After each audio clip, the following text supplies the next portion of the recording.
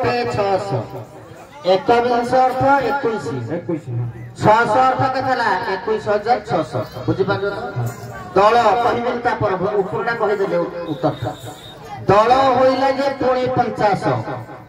दल अर्थ तुम कह 50 दल केते हला 50 दल रे पुणी ताको हरा जीव हरिले होबो 425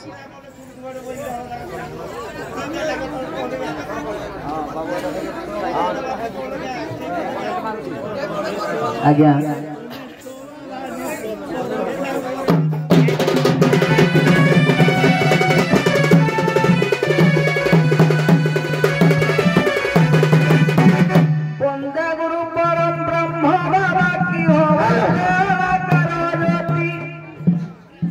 सार कहले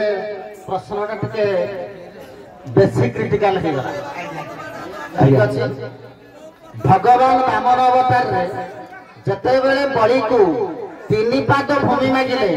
गोटिए पाद स्वर्ग को बढ़ेले स्वर्गटा संपूर्ण आच्छादित हो गला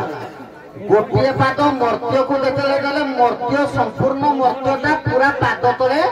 रहिला हना नहीं गोटिए पाद बळी की चापिले हला तेणु जो बड़ी की चापिले जदि पूरा पृथ्वीटा आच्छादित हो जाउथला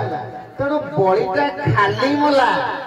किंतु संसार तो अनेक लोक थिले विश्व ब्रह्मांड सारा से कहीं मले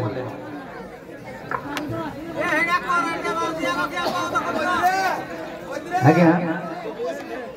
बड़ी को जते बड़े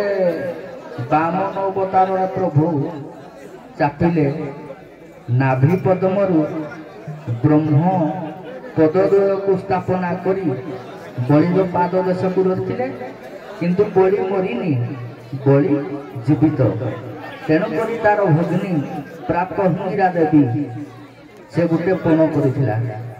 जे भगवान विष्णु को जो वामन अवतार होइथिले तांको पुत्र रूप रे पाइबा पाई तेणुक भगवान ताकर जो नाभि रूप तुमको जात करी बड़ीर मस्तक रखिले से अधा पाता स्पर्श अच्छी बड़ी जीवित अच्छी पृथ्वी ध्वंस परिवार निमंत्रण नुहे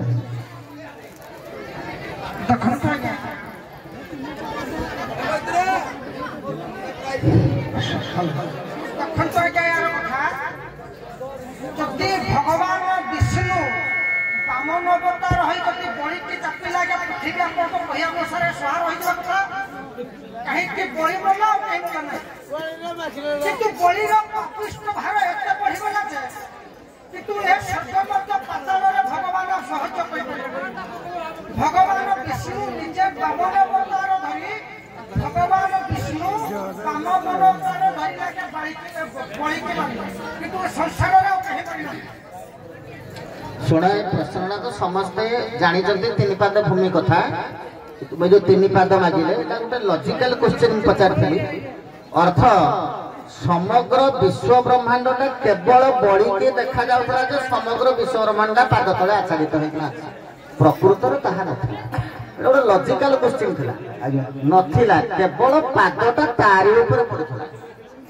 अलगा नथिला गोटे लॉजिकल क्वेश्चन पचारि ठीक अच्छे आपण माने जान